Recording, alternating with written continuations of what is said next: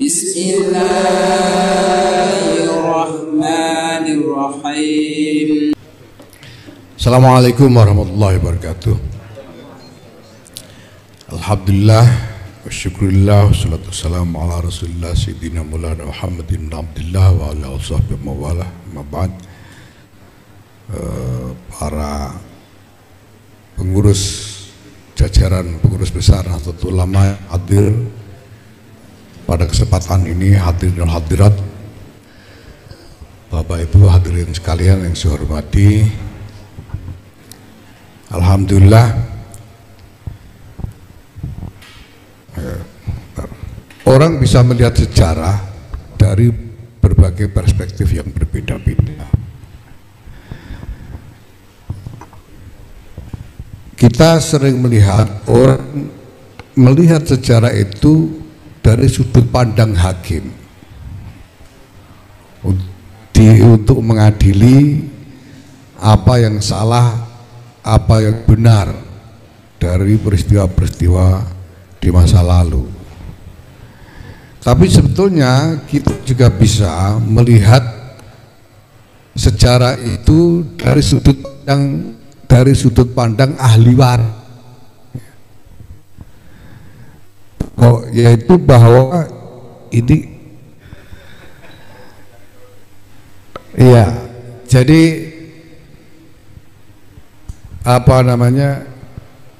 kita bisa melihat sejarah dari sudut pandang ahli waris, bahwa betapapun juga apapun yang sudah terjadi di masa lalu, sekarang ini kita ini yang mewarisi, yang ada tengah kita adalah hasil akhir dari serangkaian peristiwa-peristiwa sejarah. Dan kemudian kita berpikir tentang warisan ini mau kita apakan. Nah, kalau kita lihat balik dari perjalanan yang telah dilalui oleh bangsa ini, tentu saja dengan Nahdlatul Ulama di dalamnya, kita melihat dinamika yang luar biasa dari waktu ke waktu. Untuk persingkat, saya kira boleh saya sebut ya, misalnya bahwa ketika kita memproklamirkan kemerdekaan, kita masuk dalam dunia baru yang boleh dikata merupakan dunia post kolonialisme, dunia pasca kolonial. Karena sudah kemerdekaan Indonesia itu disusul merdekanya negara yang lain, bangsa-bangsa baru lahir, sampai akhirnya kolonialisme praktis terhapuskan. Nah, dunia pasca kolonial tentu dunia berbeda sekali dari zaman kolonial. Di antara yang menjadi ciri atau menjadi aspek strategis dari post colonial world itu adalah integrasi masyarakat-masyarakat ke dalam sistem global.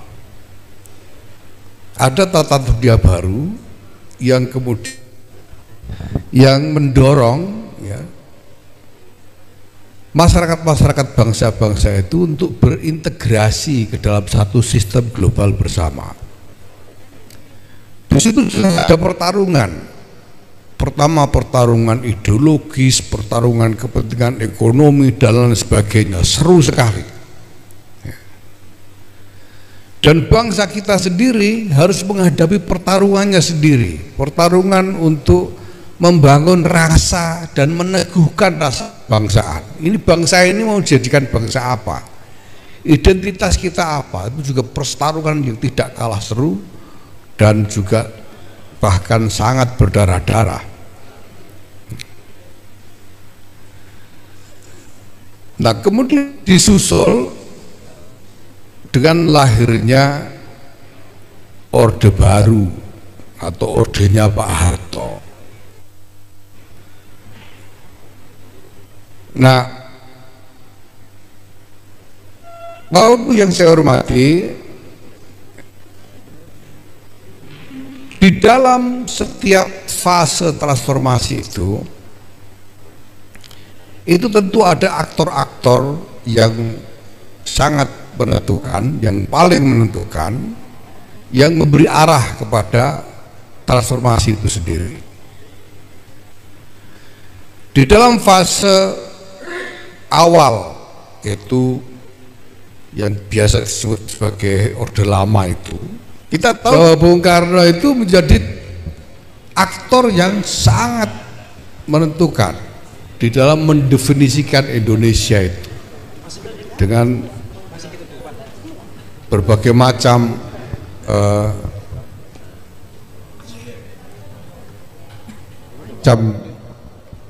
gerakan atau artikulasi yang beliau lakukan, bukan hanya dengan cara mengkonsolidasikan wawasan kebangsaan dari masyarakat bangsa ini sendiri, tapi juga dengan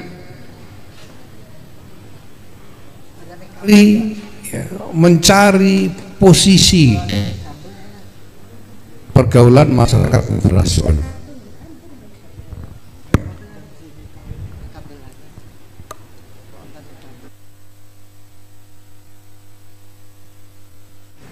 Ya, tapi kita juga tahu bahwa di situ ada pertarungan, ada aktor-aktor lain, militer misalnya. Kemudian ada aktor-aktor ideologis yang lain.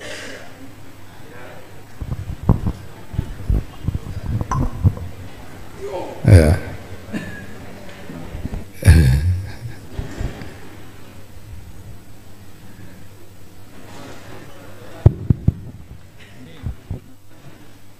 Ya. Nah, walhasil kita melewati fase itu dan mengakhirinya dengan pertarungan yang luar biasa keras, ya. Tapi sekurang-kurangnya pengukuhan rasa identitas kebangsaan itu relatif berhasil. Indonesia ini diproklamirkan hanya dengan secari kertas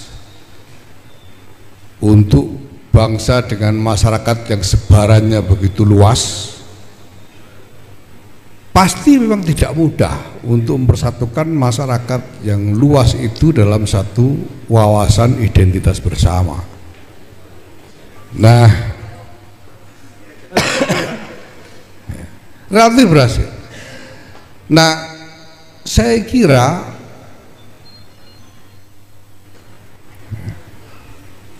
setelah penyatuan wawasan identitas bersama itu relatif tercapai, lalu mau kemana? Nah, disitulah kita bisa melihat bahwa ada satu pilihan strategi yang dibuat oleh Pak Harto. Ya, sekali lagi pasti bukannya tanpa pertarungan. Pada zaman Orde Lama itu juga pertarungan ideologis luar biasa.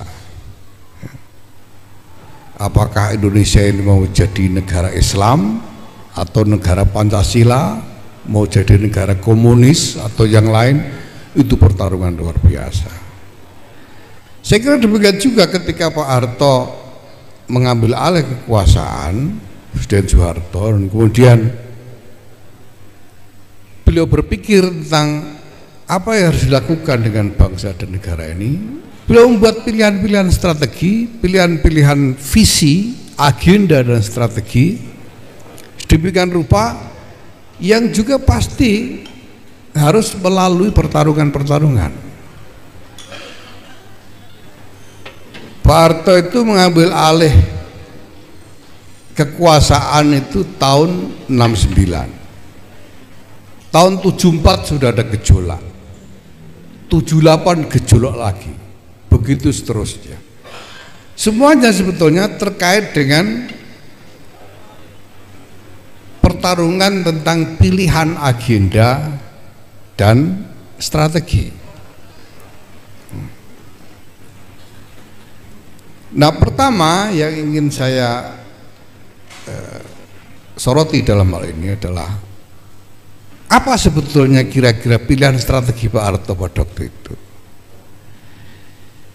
Saya melihat bahwa Pak Harto itu memilih strategi untuk konsolidasi pemerintahan sebagai aktor transformasi masyarakat yang total. Semuanya digiring, dituntun oleh pemerintah. Maka kita bisa melihat misalnya bahwa birokrasi dikonsolidasikan habis-habisan. Ya, bahkan dengan meminjam misalnya hierarki komando dari militer untuk memperkuat konsolidasi birokrasi itu, dan juga menekan potensi-potensi tentangan politik dari berbagai aktor masyarakat yang lain. Makanya kemudian dilakukan fusi dari 10 partai menjadi 3 partai dan sebagainya dan seterusnya.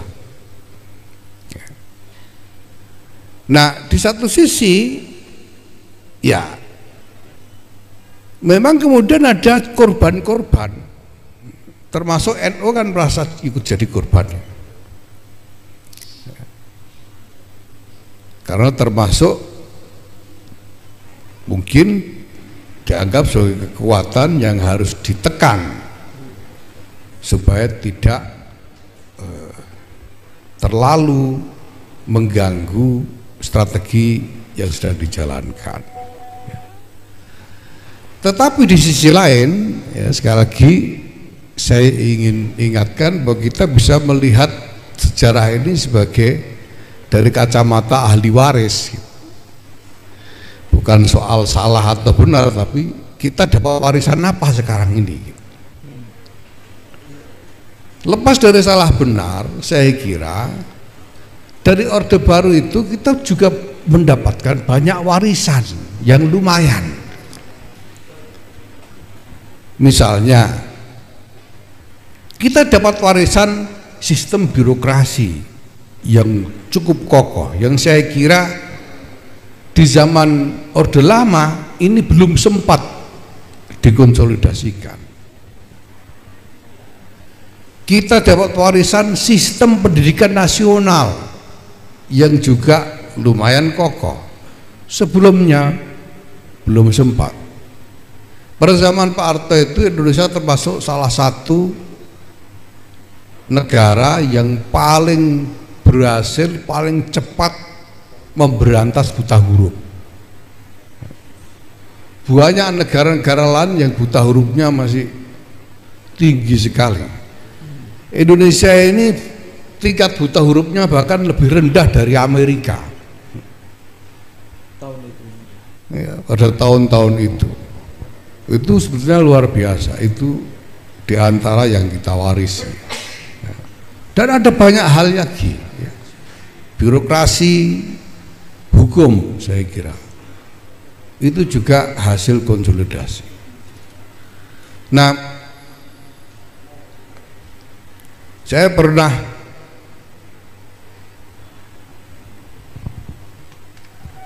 dapat tamu dari BNPT, ya.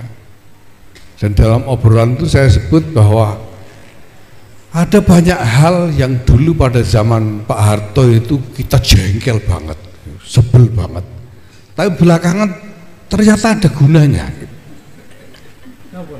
Misalnya Pak, penataran P4.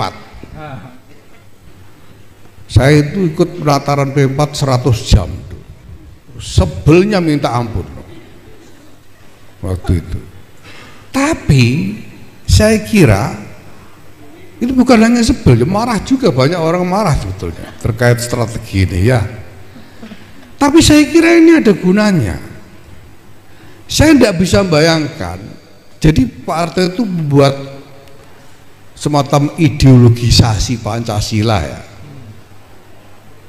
dengan setengah paksa, ya toh. Tapi strategi itu berhasil menciptakan semacam satu critical mass dari masyarakat bangsa Indonesia ini yang menerima Pancasila beneran. Tidak mau pokoknya kalau disuruh ambil ideologi yang lain itu tidak mau. Ada critical mass di situ. Sebelum itu saya ingat betul kok, tahun 77 dan tahun-tahun sebelumnya itu semangat politik Islam kuat sekali, tidak mau Pancasila, pokoknya Islam, jihad fisabilillah. Kita ingat ketika Khomeini menang revolusi, dipuja-puja oleh semua orang, sampai perempuan-perempuan pakai jilbab semua. Ini kan gara-gara revolusi Iran ini. Tadinya itu nyai-nyai itu kudungnya meletrek semua itu. Terus gara-gara revolusi Iran sukses itu lalu jadi jilbab yang syar'i begini. Nah, seandainya tidak ada critical mass dari pendukung ideologi Pancasila itu, lalu masuk reformasi dengan percakapan yang sangat liberal tentang gagasan-gagasan dan ideologi-ideologi, saya tidak tahu apa jadinya.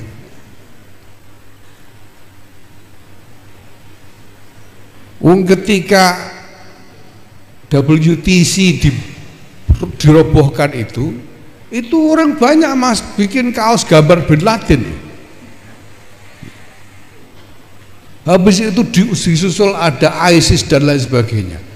Kalau kita ini bangsa ini tidak sebelumnya mendapatkan warisan critical mass Pancasilais yang dihasilkan oleh strategi penataran P4 itu, kita mungkin akan sangat mengalami kesulitan yang besar sekali untuk menangkal arus radikalisme dan terorisme itu. Nah, maka saya selalu katakan buat teman-teman, ya lepas dari apapun kata orang, ya, bahwa orang NU masih banyak yang marah sama Pak Harto, ya, didukung oleh generasi 98 yang mereka ikut demo-demo itu. Tapi sekali lagi, kalau kita melihat sejarah itu dari kacamata ahli waris, kita ini dapat warisan lumayan gitu, dari Pak Harto, dapat warisan yang lumayan banyak, ya. Makanya kalau saya ditanya soal Pak Harto jadi pahlawan, ya kira-kira ya pantas saja lah, kalau mengingat warisan-warisannya, ya. Soal kontroversinya kan tidak ada pahlawan yang tidak kontroversial. Imam Bonjol itu pahlawan nasional, tapi Wahabi Pak. Gerakannya itu gerakan Wahabi, dan perangnya itu perang melawan kaum tradisionalis.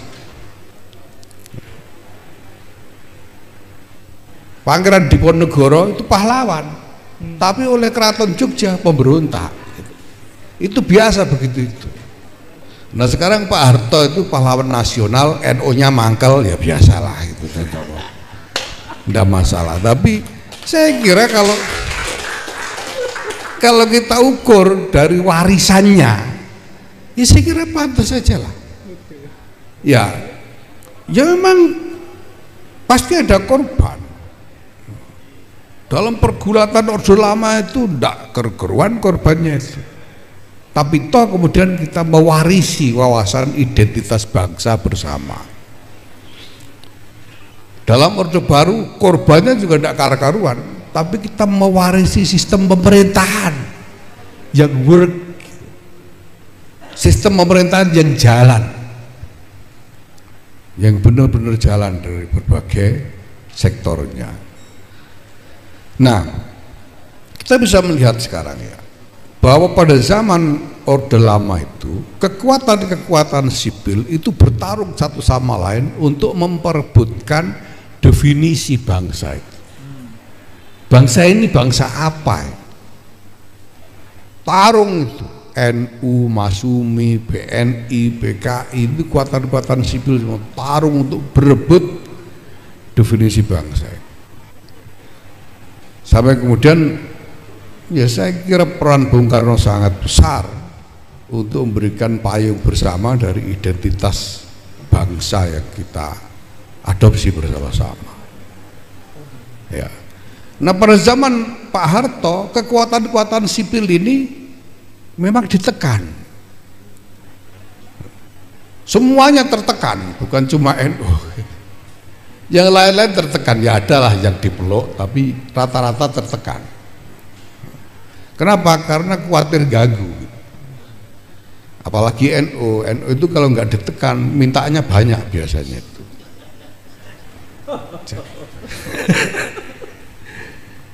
Emang, tapi secara umum kekuatan-kekuatan sipil ini kan ditekan. Untuk apa saya kira ya, karena Pak Harto ingin supaya strateginya bisa dijalankan tanpa banyak gangguan. Nah sekarang dalam era reformasi ini kita tahu politik lebih terbuka ya. Nah pada saat yang sama kita juga sadar bahwa kita butuh transformasi masyarakat juga untuk menyongsong, mengantisipasi kebutuhan dari konteks realitas masa depan.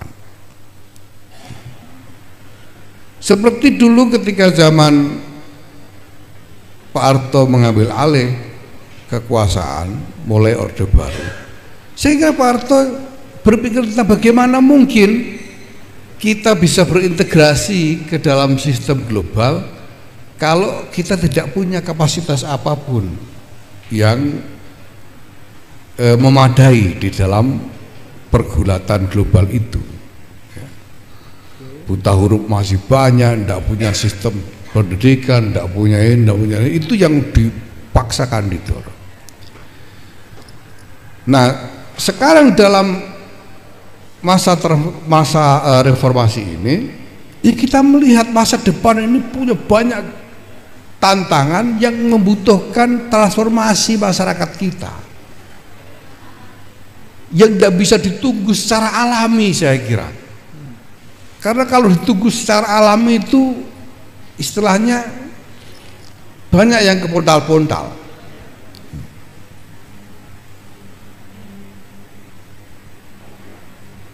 Sekarang saja ini ada disparitas yang luar biasa sebetulnya antar generasi yang ada di tengah-tengah kita ini. Ini sekarang ini yang bertarung kan mulai generasi X sampai ke belakang generasi baby boomers.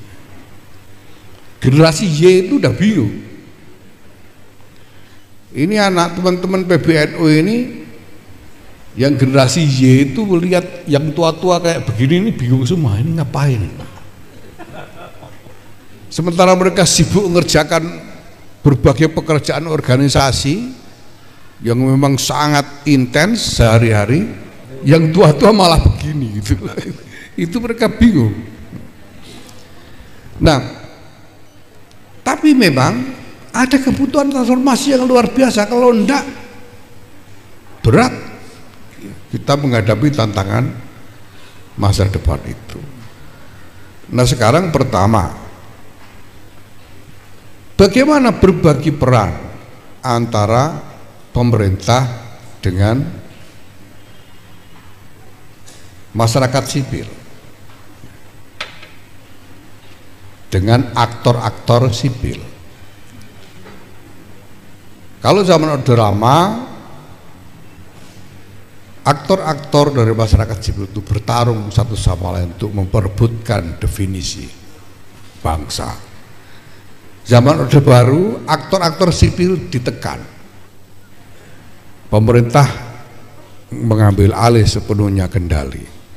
Nah, sekarang di era reformasi ini bagaimana berbagi antara pemerintah sebagai aktor perubahan dan juga aktor-aktor sipil ini. Nah, pertama-tama saya kira yang harus ditanyakan kepada diri kita sendiri sebagai bagian dari aktor-aktor sipil, kita ini mau berperan seperti apa? NU ini katakanlah mau mengambil peran bagaimana di dalam transformasi ini? Ya. Apakah kita akan ikut arus begitu saja apapun yang terjadi, atau kita berupaya mengambil peran yang lebih decisif dalam proses transformasi itu sendiri?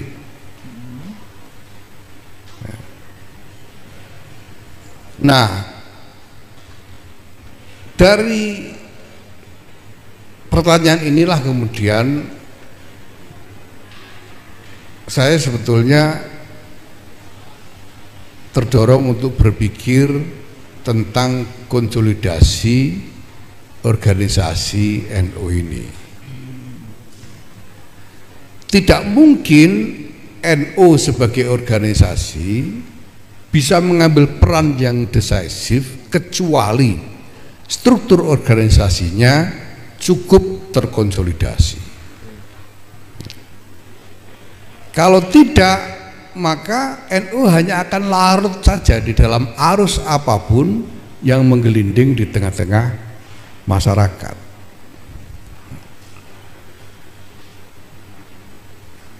Dan keputusan NU dalam hal ini penting sekali karena NU sudah berkembang menjadi begitu besar. Secara statistik NU ini luar biasa, berkembang dengan cepat dan tiba-tiba menjadi besar sekali. Maka apapun yang terjadi dengan NU pasti punya dampak yang decisif terhadap kehidupan masyarakat bangsa secara luas. Nah, NU harus buat pilihan sekarang. Kita mau mengambil peran seperti apa? Nah, menurut saya kita tidak mungkin menjalankan peran yang decisif kecuali apabila struktur organisasi ini terkonsolidasikan sehingga NU bisa betul-betul bekerja sebagai organisasi. Sebagai organisasi itu artinya dengan mekanisme organisasi yang jelas ya, yang teratur dan rapi, bukan hanya kerumunan di antara tokoh-tokoh. Selama ini saya menyimpulkan bahwa NU itu lebih merupakan kerumunan di sekitar tokoh-tokoh. Ada tokoh-tokoh yang luar biasa besar, lalu jutaan orang berkerumun di sekitarnya. Gus Dur berkerumun jutaan orang, Kiai As'ad Samsul Arifin orang berkerumun, Tapi sebagai organisasi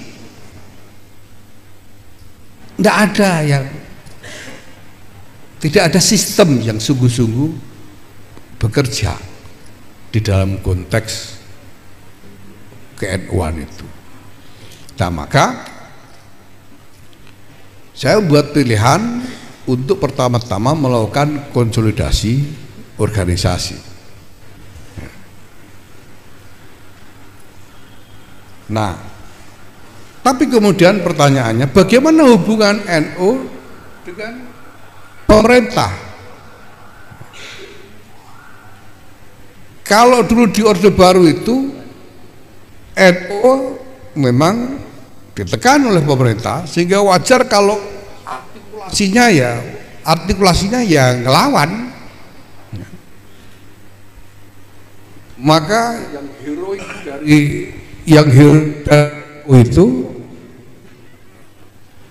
heroik dari NU pada masa Orde Baru itu kalau berani melawan pemerintah, itu baru heroik. Kalau tidak berani melawan pemerintah, dianggap pengecut. Dulu begitu. Kenapa? Karena konteksnya memang pemerintah menekan NU. Zaman Orde Lama dulu tarung sama yang lain. NU itu bukan cuma sama PKI loh, genjot-genjotannya sama Masumi juga, genjot-genjotan juga sama PNI juga. Nah, sekarang di era reformasi ini apa pilihan kita? Pertama, jelas ada kebutuhan transformasi untuk menghadapi tantangan masa depan. NU harus berperan, pemerintah pasti punya mau juga. Nah, yang saya pikirkan sebagai pilihan kemudian adalah NU menempatkan diri sebagai partner dari pemerintah. Artinya pemerintah maunya apa, NU berpikir apa, mari kita rundingkan, kita buat kesepakatan, lalu kita kerjakan bersama. Karena ini kebutuhan kita bersama, kebutuhan transformasi itu.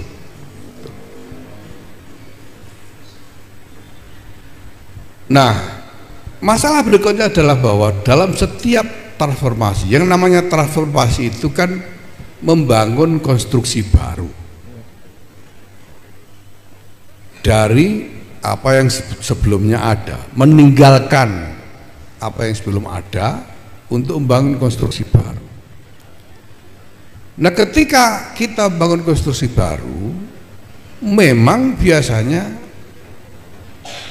ada yang pertama kemudian merasa terancam privilege-nya karena tidak masuk dalam konstruksi baru ini. Ada yang malah ketinggalan sama sekali. Ada yang privilege tadinya di masa yang lalu privilege yang itu bernilai tinggi, tapi kemudian di dalam konstruksi baru menjadi relatif berkurang. Ya seperti sekarang ini sebetulnya sudah tertransformasi kita ini secara alami. Gus itu dulu itu privilege luar biasa, apalagi Gus besar seperti saya ini.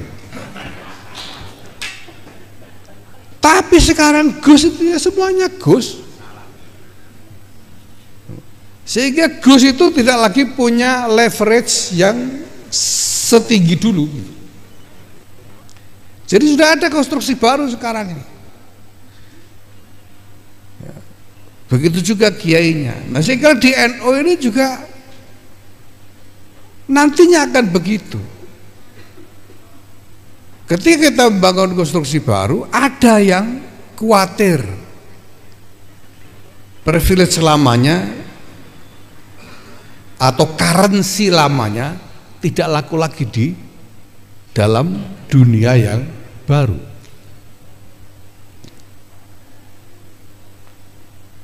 Dulu misalnya ya, jadi pengurus NU itu pokoknya Gus ya, gampang lah jadi pengurus. Sekarang harus ikut pelatihan. Walaupun Gus gak ikut pelatihan gak bisa jadi pengurus, kan repot gitu. Nah, hal begini ini akan terjadi akibat dari pilihan-pilihan strategi. Saya kira hal yang sama juga pasti dialami oleh pemerintah. Dulu zaman Pak Harto itu kita juga tahu luar biasa. Bukan hanya antara pemerintah dengan masyarakat sipil, tapi juga di dalam lingkungan pemerintah sendiri. Bagaimana persaingan di antara elit militer dan lain sebagainya, persaingan elit ekonomi itu kita bisa lihat itu. Ini soal perebutan tempat di dalam konstruksi baru. Nah, ini semua saya kira adalah proses yang harus kita jalani.